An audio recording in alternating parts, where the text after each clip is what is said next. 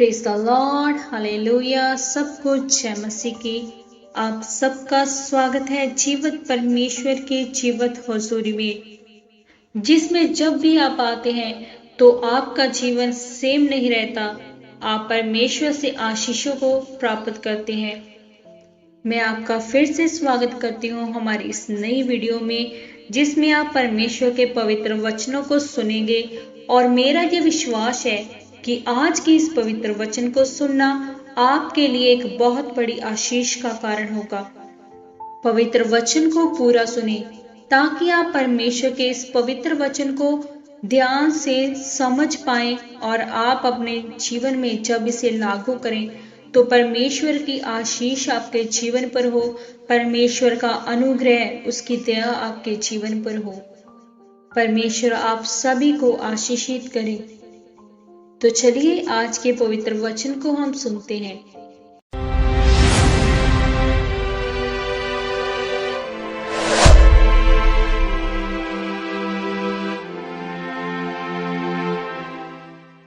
परमेश्वर का आत्मा आपको डिलीवरेंस के लिए तैयार कर रहा है।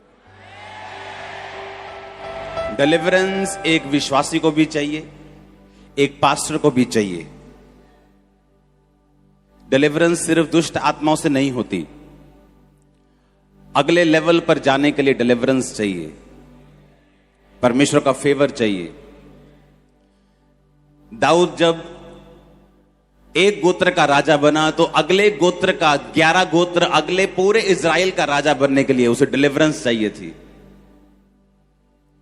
अपने फैमिली कर्ज से आपको फ्री होने के लिए डिलीवरेंस चाहिए।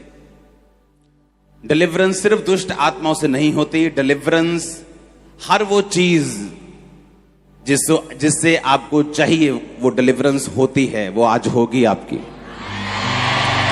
ये 7 हफ्तों में मैं आपको उस वचन की ओर लेके जाऊंगा जो आपको आपकी लाइफ की डिलीवरेंस लेने में मदद करेगा। जब ये सेवकाई स्टार्ट हुई तो बहुत सारे पास्टर्स से जब आज मैं मिलता हूं तो उनके दिमाग में ये विचार होता था, क्योंकि कोई भी बड़ी चर्च, ऐसा बड़ा चर्च, बहुत इक्का दुक्का चर्च थे जो बड़े थे, उनको लगता था कि जब मेरी चर्च 400 लोगों तक पहुंच जाएगी ये टूट जाएगी। सब पास्टर्स में मशहूर था ऐसा कि जब मेरी चर्च अगर 100-150 रहेगी तो ठीक रहेगी, लेकिन अगर ये 400 लोगों तक पहुंच जाएगी तो टूट जाएगी। लेकिन जब हमारा चर्च की शुरुआत हुई, ये पहली टेंट चर्च थी, ऐसा किसी ने देखा नहीं था। और बढ़ते बढ़ते बढ़ते जब ये हजारों में पहुंची, मैं आपको ये बात इसलिए बता रहा हूं कि परमेश्वर आपकी डिलीवरेंस करने के लिए तैयार है। आप क्रिश्चियन हैं तो भी, आप पास्टर हैं तो भी, आप नॉन बिलीवर हैं तो भी, हर वो चीज जो आपको बांधती आई है, लास्ट डे यीशु मसीह के नाम में उसका आज। हालेलुया। परमेश्वर ने कहा अगर तू मेरे वचन की इज्जत करेगा मैं तुझे आजाद करूंगा। उसने जो मुझसे प्यार किया इसलिए मैं उसको छुड़ाऊंगा, यानी डिलीवर करूंगा। उसने जो मुझसे स्नेह किया, यहोवा ने कहा मैं उसको छुड़ाऊंगा, मैं उसको ऊंचे स्थान पर रखूंगा, क्योंकि उसने मेरे नाम को जान लिया है। परमेश्वर से प्रेम करना, उसका आदर करना। रूत का वचन आप सुन चुके हैं। संडे अगर आपने नहीं सुना, संडे मॉर्निंग का और इवनिंग का आप इंटरनेट पे जाके सुनेंगे, ताकि डिलीवरेंस का कोई भी वचन आप मिस नहीं करेंगे, क्योंकि ये आपकी लाइफ का मसला है, मामला है। आपके परिवार की डिलीवरेंस आपकी आत्मिक जिंदगी के साथ जुड़ी हुई। परमेश्वर ने यहोशू से कहा, यहोशू तुम मेरे साथ चलना, व्यवस्था की पुस्तक से एक भी बात इधर उधर नहीं करना, क्योंकि जो ये लोग कनान में जाएंगे वो तेरी ही विश्वास योग्यता जो तुम मेरे साथ रखेगा उसके अनुसार जाएंगे। यानी इनकी सफलता भी तेरी लीडिंग पर निर्भर करती है और तेरी अगुवाई मेरे साथ वफादारी के ऊपर निर्भर करती है। आपके परिवार के डिलीवरेंस भी आप पे निर्भर करती है कई बार, यहां तक कि आपके नगर की, आपके शहर के डिलीवरेंस भी आपके साथ जो परमेश्वर का संबंध है उस चीज पे निर्भर करती है। जो संडे मैंने वचन दिया आप उसको सुनेंगे कि किस तरह से आपको एक मन बनाना है कि परमेश्वर तू मेरी जिंदगी में कुछ भी ना कर, लेकिन मेरी जिंदगी से मैं तू और तू कभी भी अलग नहीं होंगे। उस वचन को आप जाके सुने और आपको मालूम होगा। आज आपको यह बात ध्यान रखनी है, डिलीवरेंस एक बड़ा मसला है, यह छोटा मसला नहीं। डिलीवरेंस लोगों से, अनफ्रूटफुल लोगों से जो आपके लाइफ में हैं, आपकी मिनिस्ट्री में बैठे हैं, आपके रिश्तेदारी में बैठे हैं, आपको खींचने वाले, आप पर भार, लेकिन आपको उनको उठाना पड़ता है। आपको डिलीवरेंस चाहिए और खुदा आज आपको देगा। मुझे उसने दी है अनफ्रूटफुल लोगों से,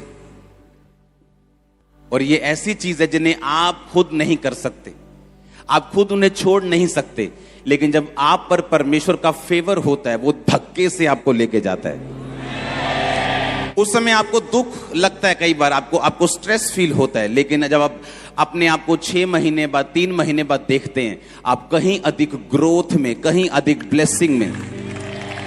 उस डिलीवरेंस की मैं बात कर रहा हूं जो लोग, मैंने लोगों को मसीह में रहते हुए 20 साल उसी बंधन में देखा है, क्योंकि परमेश्वर इमोशनल नहीं। अगर जिस लेवल की डिलीवरेंस वो आपको देना चाहता है, उस लेवल की समझ और उस लेवल का प्रार्थना, उस लेवल की वो स्पिरिचुअल नॉलेज भी आपकी जिंदगी में होनी चाहिए। यीशु मसीह के बाद जो चुना गया सेवक था अगुवा होने के लिए चेलों का, वो कौन था? यहूदा इस्करियोती। पर बना कौन? पतरस। था कौन? क्योंकि उसका वचन था, याकूब की पुस्तक 48, याकूब के उस निर्गमन के 48 में जब याकूब ने कहा था कि यहूदा वो अगुवाई करेगा। पतरस की जो नॉलेज थी, जो स्पिरिचुअल लेवल था, उसने इतना मेंटेन कर लिया था। जब परमेश्वर ने पूछा कि तू मुझे क्या समझता है, उसने कहा तू जीवते परमेश्वर का बेटा मसीह है। बाकी चेले जो लोगों की बात भी सुनते थे कि लोग क्या कहते हैं, वो कहते थे कुछ तुझे ये कहते हैं, कुछ तुझे वो कहते हैं, कुछ तुझे ये कहते हैं। उसने कहा नहीं, तुम क्या समझते हो? पतरस कहता तू जीवते परमेश्वर का बेटा मसीह है। परमेश्वर ने कहा इस बात के कारण मैं कलीसिया किस पे बनाऊंगा? तुझ पे। अधोलोक के फाटक तुझ पे प्रबल नहीं होंगे। आमीन। इसका मतलब क्या? इसका मतलब पतरस की स्पिरिचुअल जो नॉलेज थी, जो लेवल था, इस टाइप का चला गया था कि उसने परमेश्वर से वो बातों को, वो डिलीवरेंस को ले लिया। कई बार आप वो डिलीवरेंस चाहते हैं लेकिन आपका वो लेवल नहीं। इसलिए परमेश्वर दाऊद को कितने साल उसने जंगल में रखा कि जब इसकी परीक्षा हो तो ये पास हो सके। यहूदा गोत्र का राजा बनाने के बाद भी 7.5 साल वो उसी का राजा रहा, इजराइल का राजा नहीं बन पाया, क्योंकि उस डिलीवरेंस के लिए उसे एक नए नॉलेज की, नई रेवलेशन की जरूरत थी। आमीन। वो डिलीवरेंस जो आपके फाइनेंस की है, आपकी फैमिली की है, आपके बच्चों की है, वो जो आपको एक नेक्स्ट लेवल पे ले जाती है, जिसके लिए आप सोचते हैं कि मैं वहां हूं, काश मैं वहां जाऊं, मेरी फैमिली में भी ऐसा हो, मेरे घर पे भी ऐसा हो, मेरा फाइनेंस का लेवल भी ऐसा हो। वही डिलीवरेंस के लिए मैं आपको इन 7 हफ्तों में तैयार करूंगा। आमीन। यूहन्ना 20 उसकी 24 से 28 आयत तक मैं पढ़ूंगा। परंतु 12 में से एक अर्थात थोमा, जो दिदुमुस कहलाता है, जब यीशु आया तो उनके साथ ना था। जब अन्य चेले उससे कहने लगे हमने प्रभु को देखा है, तब उसने उनसे कहा जब तक मैं उसके हाथों में कीलों के छेद ना देख लूं और कीलों के छेदों में अपनी उंगली ना डाल दूं, उसके पंजर में अपना हाथ ना डाल दूं, तब तक मैं विश्वास नहीं करूंगा।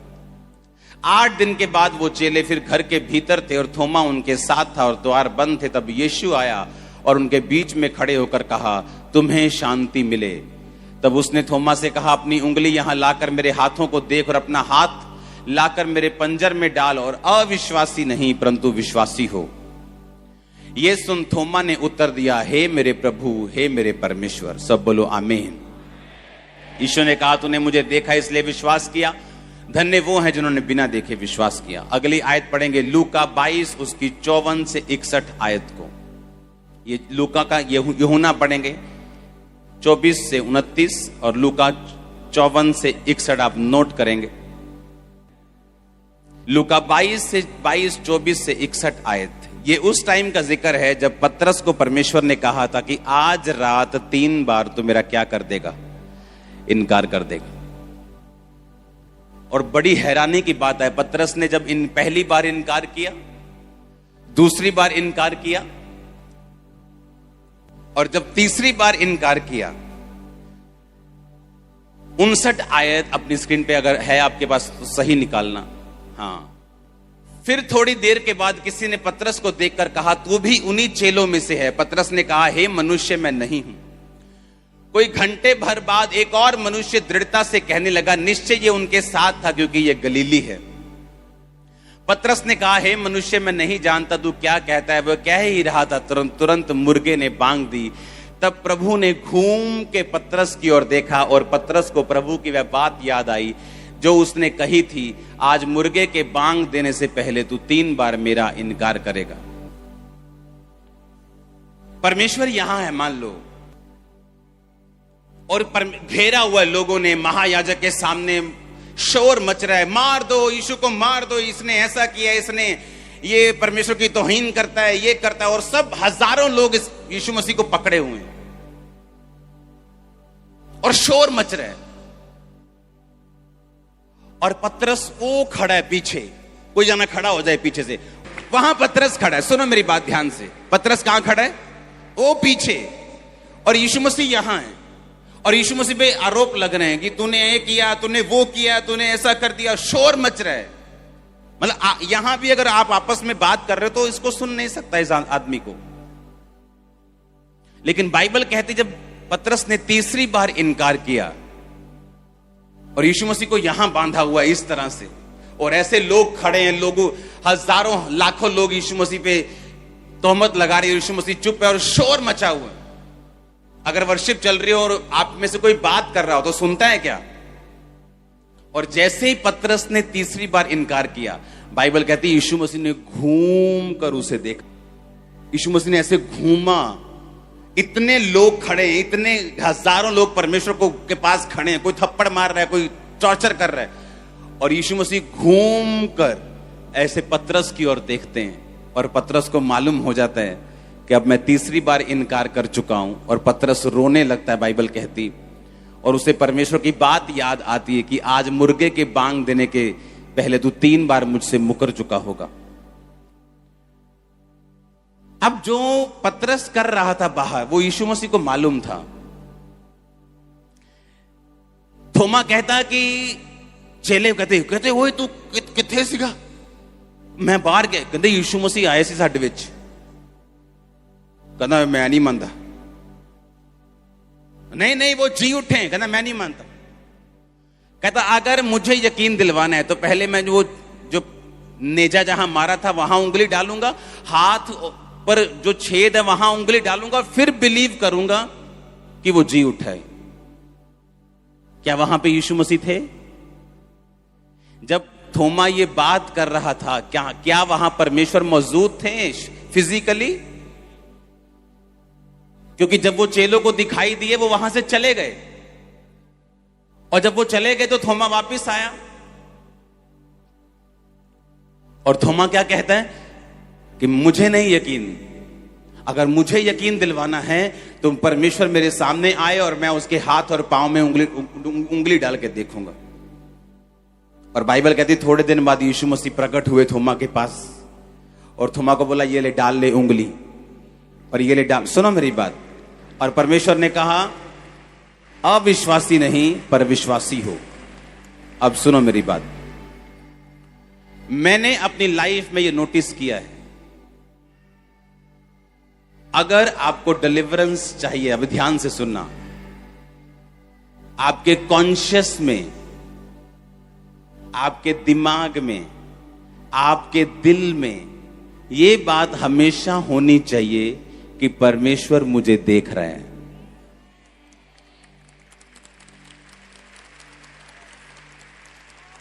वो मुझे देख रहे हैं, वो मुझे सुन रहे हैं। एवरी टाइम आपके खाते, नहाते, देखते, सोते, पहनते, भागते, बेचते, बहन जी कुरकुरे ले लो, बेचते, कोल्ड ड्रिंक बेचते, मकान बनाते, मकान खाते, कुछ भी कर लो, हर टाइम आपके माइंड में ये कॉन्शियसनेस होनी चाहिए, परमेश्वर मुझे देख और सुन रहे हैं। अगर आपने ये नियम बना लिया, अगर आपने एहसास बना लिया, सिस्टम, अगर आपने यह सिस्टम बना लिया, मैं आपको बता रहा हूं, जितने लोगों ने बाइबल में डिलीवरेंस पाई है, बड़ी डिलीवरेंस की मैं बात कर रहा हूं, जैसे यूसुफ ने पाई जब वो जेल में था। और जेल में भी क्यों गया? उसने गलत काम करने से पोतीफर की पत्नी के साथ मना कर दिया, क्योंकि उसे यही दिमाग में था कि परमेश्वर मुझे देख। वहां कॉम्प्रोमाइज करता तो घर का हेड नौकर पहले से ही था, अब पैसा भी आता, उसकी वाइफ भी थी, आराम से वो अपनी जिंदगी बिता सकता था। लेकिन उसे मालूम था कि जिस स्थान को परमेश्वर ने मेरे लिए मसा किया है, मैं उस स्थान तक नहीं पहुंच सकता अगर मैं इस दुविधा में फंस जाऊंगा तो। आप मेरी बात समझ रहे कि नहीं? अगर उसे बड़ा छुटकारा चाहिए था तो उसे मालूम था कि परमेश्वर मुझे देख रहा है, और जो कुछ परमेश्वर से मैंने लेना है वह मैं उसे नहीं ले पाऊंगा अगर मैं परमेश्वर के वचन के खिलाफ चलूंगा तो।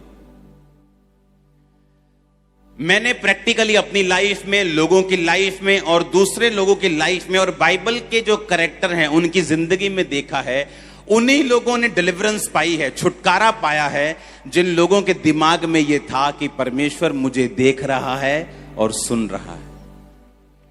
आप चोरी कर रहे हैं, वो आपको देख रहे हैं।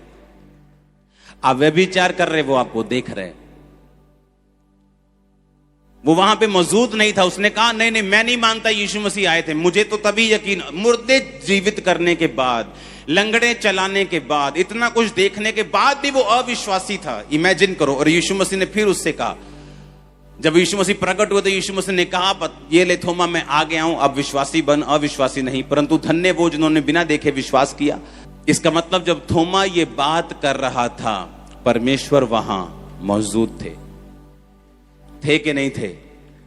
इसका मतलब जब पतरस 3 बार इनकार कर रहा था और उसे लगता था कि परमेश्वर तो बहुत दूर खड़े हैं, वो तो 500 फुट दूर है, इतने शोर में, और इतने शोर में जब उसने तीसरी बार इनकार किया, यीशु मसीह ने स्पेशल घूम के उसे ऐसे देखा पीछे, और उसे मालूम था कि वो सुन रहे हैं। उसे घूम कर स्पेशल देखा परमेश्वर ने, जहां चिल्लाहट सुनाई नहीं दे पा रही, जैसे मुर्गे ने कहीं बाहर बांग दी, तो यीशु मसीह ने घूम के पतरस की ओर देखा।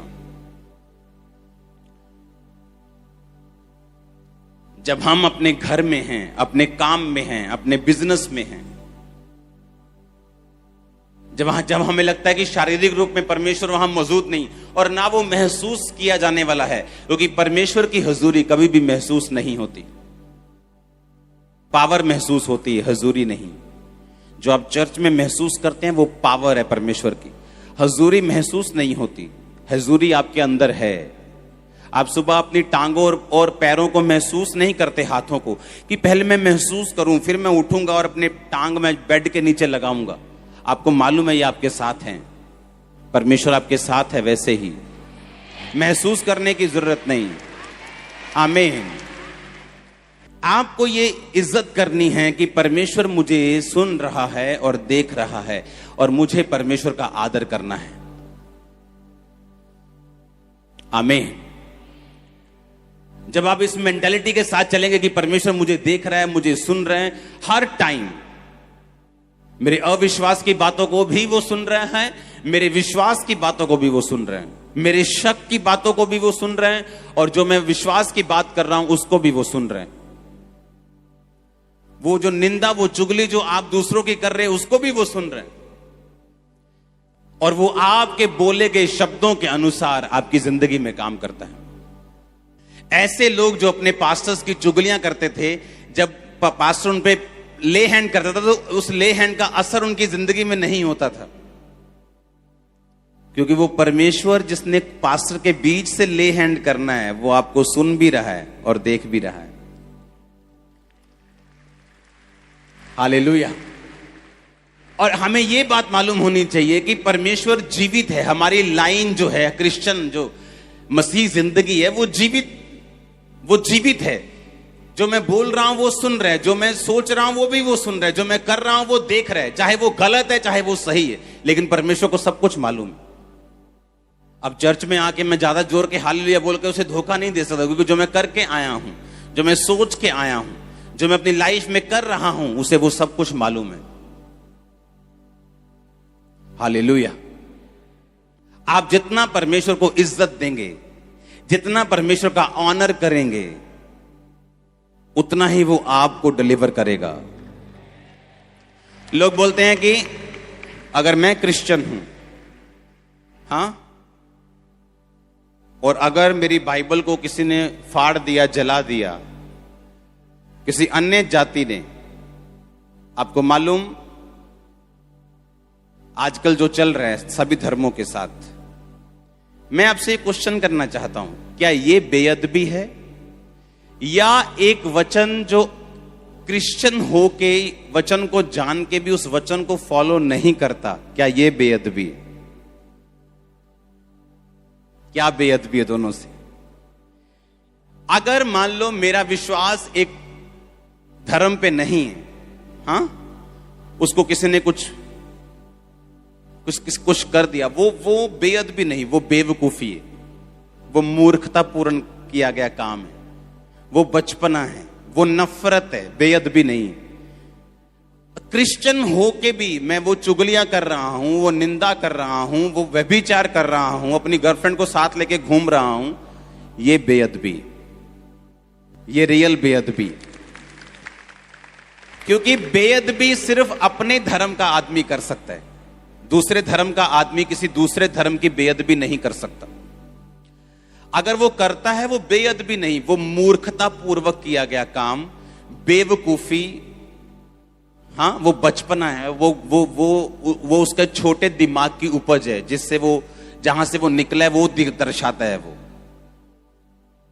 बेअदबी है जब आप परमेश्वर के वचन को जानकर भी उसे फॉलो नहीं करते।